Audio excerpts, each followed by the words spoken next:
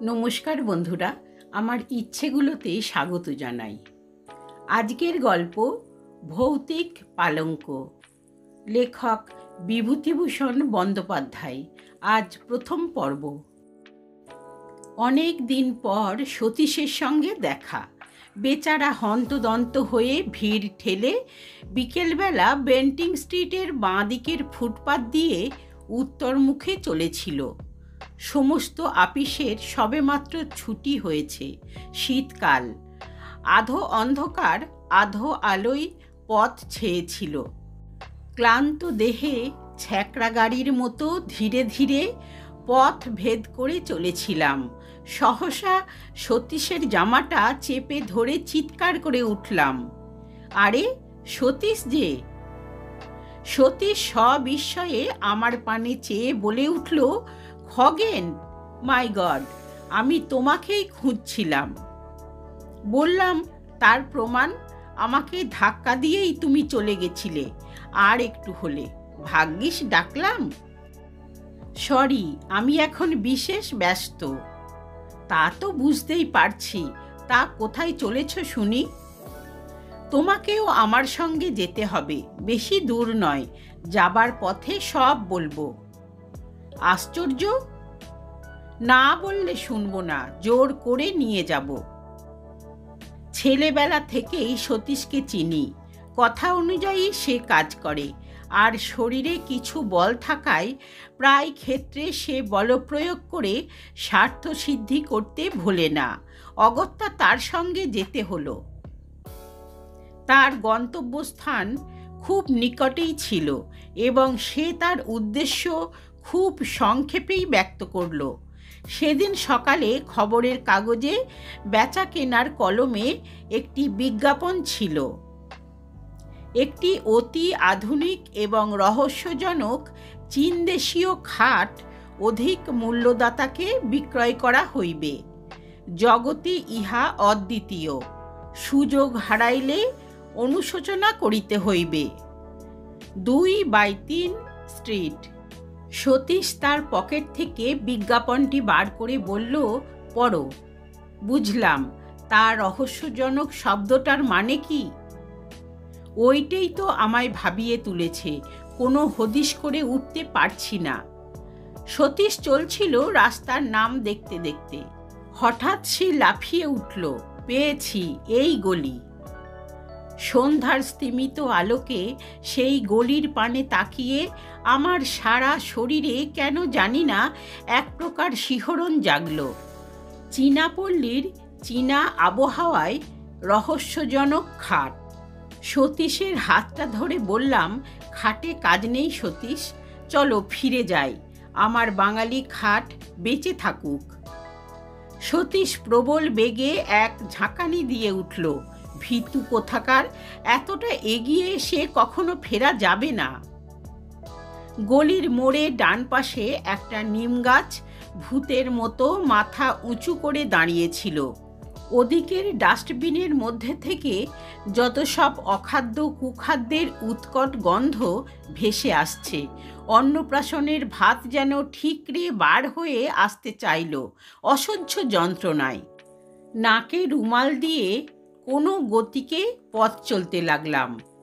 একটা দমকা বাতাস বিভ্রান্ত হয়ে আচমকা দক্ষিণ দিক থেকে ভেসে এসে আমাদের শরীরে যেন আছাড় খেয়ে পড়ল। মাথার উপর দিকে কয়েকটা বাদুড় ডানার শব্দ করতে করতে উড়ে গেল। দুটো অভিভাবকহীন কুকুর এই অনধিকার প্রবেশকারীদের পানে চেয়ে বিশ্রী সুরে অভিযোগ করতে লাগল। পথে আর জনমানবের চিহ্ন পর্যন্ত ছিল না। পাশে একটি চীনা ডাক্তারের বহু পুরাতন সাইনবোর্ড। তার উপরকার নরকঙ্কালের ছবিটি জীর্ণপ্রায়। কোথা থেকে একটি পিয়ানোর অস্পষ্ট সুর ভেসে আসছিল। শীঘ্রই আমরা আমাদের নির্দিষ্ট গৃহে এসে পৌঁছলাম। অমন বাড়ি আমি আর জীবনে দেখিনি। ইট বার করা পঙ্গু প্রায় বহু প্রাচীনকালের সাক্ষ্য নিয়ে দাঁত বার করে দাঁড়িয়ে আছে। হয়তো নবাব আলীবর্দী খাঁর আমলে এই বাড়ির ভিত্তি স্থাপন হয়েছিল। ভাঙা ফটক দিয়ে অতি সন্তর্পণে ভিতরে প্রবেশ করলাম। বাড়ির ভিতরে গিয়ে আমি অবাক হয়ে গেলাম। এত লোক এখানে কোথা থেকে এলো? যে নির্জন নিস্তব্ধ গলি আমরা পিছনে ফেলে আসলাম, সেখানে তো কারুর ছায়া পর্যন্ত পাইনি। ভৌতিক কাণ্ড নাকি? সকলের মুখেই কৌতূহলের ছাপ বর্তমান। নানা জাতির লোক সেখানে সমবেত হয়েছিল। এতগুলি লোক, কিন্তু কারুর মুখে একটি কথা নেই। ছুঁচ পড়লে পর্যন্ত তার শব্দ শোনা যায়। ঘণ্টাখানেক পর একটি বৃদ্ধ মোটা চীনা আমাদের পথ প্রদর্শন করে নিয়ে গেল।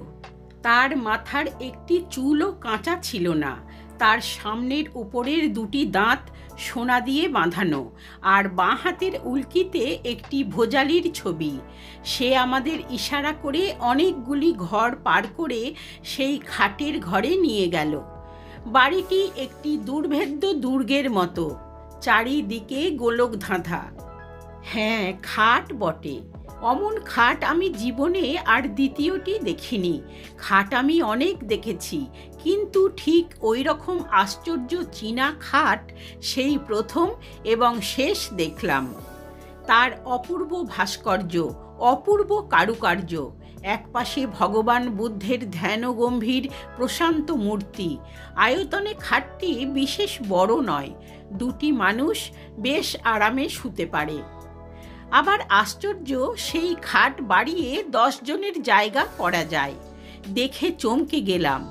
সকলের সঙ্গে দর কষাকষি হতে লাগলো।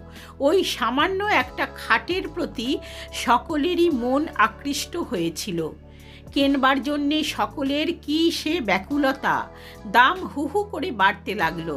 শেষে সতীশের ভাগ্যেই ওই খাটটি জুটল 1500 টাকায়।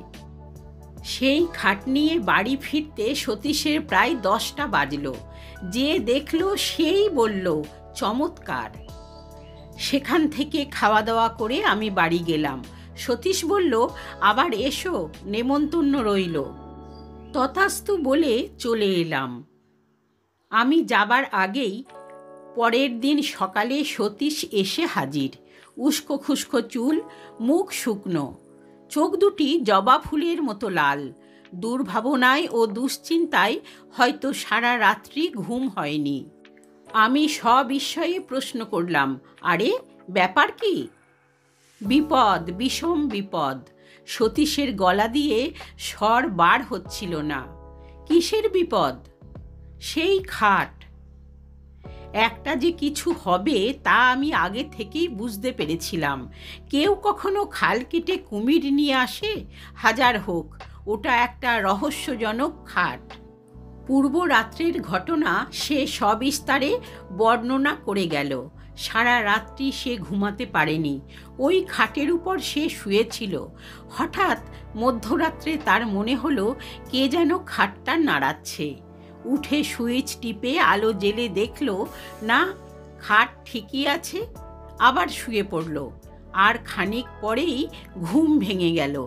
কিসের একটা ভীষণ শব্দে সারা ঘরখানা যেন গমগম করছে। দেওয়ালের সঙ্গে যেন খাটখানার ভীষণ ঠোকাঠুকি হচ্ছে। ধর্মর করে উঠে ও আলো জ্বালল। না, সব কিছু নিঃশব্দ, নিথর। কোথাও এতটুকু শব্দ নেই। সে আবার শুয়ে পড়ল। এবার আর সে আলো নেবালো না। ভোর রাত্রে কার দুর্বোধ্য আর্তকণ্ঠের বিলাপ ধ্বনিতে তার চেতনা ফিরে এলো। কে যেন খাটের পাশে বসে বিনিয়ে বিনিয়ে কেঁদে মরছিল। আমি বললাম, বলেছিলাম তো তোমায় প্রথমেই, ও খাট কিনে কাজ নেই। যেমন তোমার রোগ, এইবার বোঝো। সতীশ বলল, দেখো খগেন, তোমায় হয়তো বুঝিয়ে বলতে পারবো না। ওই হতভাগা খাটখানার উপর এমন মায়া লেগে গেছে যে কি বলবো। আমি ওকে ছাড়তে পারবো না কোনো মতেই। তবে মরো ওই খাট নিয়ে। আমি তোমার সাহায্য চাই। আমার সাহায্য? হ্যাঁ, আজ তুমি আমাদের ওখানে রাতে খাওয়া দাওয়া করবে। সারা রাত না ঘুমিয়ে ওই খাট পাহারা দেব। দেখি ওর গলদ কোথায়। আর আমার আপিস? পাগল, কাল যে রবিবার। অগত্যা বন্ধুকে সাহায্য করবার জন্যে সন্ধেবেলায় তাদের বাড়ি গিয়ে হাজির হলাম। সতীশ আমার অপেক্ষায় পথপানে চেয়েছিল। সে সোল্লাসে চিৎকার করে উঠল, সুস্বাগতম, সুস্বাগতম। তারপর আর কোনো গণ্ডগোল হয়নি তো? না, দিনের বেলায় গণ্ডগোল হবার তো কোনো কারণ নেই। সতীশের মা বললেন, দেখো দেখি বাবা খগেন, এত বলছি যা বিক্রি করে দে, তা আমার কথা যদি ও শুনেছে। সতীশ বলল, বলছো কি মা, ভয় পেয়ে 1500 টাকার খাটটা বিক্রি করব? খাওয়া দাওয়া সেরে রাত্রি জাগবার সাজ সরঞ্জাম নিয়ে আমরা দুই বন্ধুতে খাটের ঘরে গিয়ে বসলাম। আমার হাতে দীনেন রায়ের ডিটেকটিভ উপন্যাস, আর সতীশের হাতে হেলথ অ্যান্ড হাইজিন। রাত্রি ক্রমে ক্রমে বাড়তে লাগলো। ঠিক হলো, আগে সতীশ ঘুমোবে আর আমি জাগব, তারপর সতীশ জাগবে আর আমি ঘুমোবো। বইখানা খুলে আমি বসে রইলাম। পড়তে পারলাম না একটি অক্ষরও। এক দৃষ্টিতে তাকিয়ে রইলাম। চারিদিকে কান খাড়া করে বসে রইলাম ভয়ে ভয়ে। এতটুকু শব্দে থেকে থেকে চমকে উঠছিলাম। ওই বুঝি অপদেবতা আমার গলাটি দিলে টিপে।